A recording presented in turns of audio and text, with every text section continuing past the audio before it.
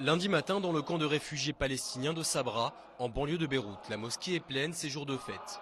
On se souvient du jour où Abraham a failli immoler son fils et où Dieu a finalement remplacé l'enfant par un mouton.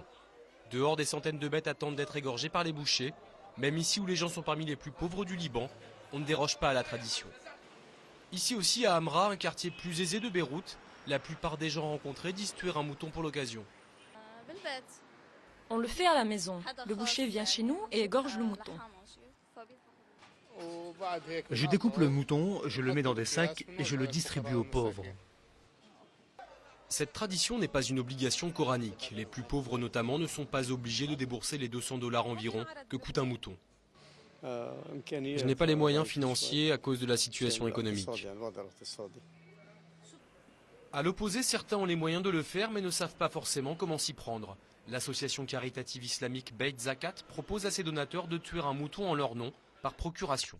Elle distribue ensuite la viande à plus de 8000 familles nécessiteuses. Ils sont de plus en plus nombreux à choisir cette formule, comme ce comptable, lui vient de donner 240 $. Ça me facilite énormément les choses. Ce genre d'association a les moyens humains pour mener à bien ses actions. Et ils savent beaucoup mieux que nous à qui distribuer la viande.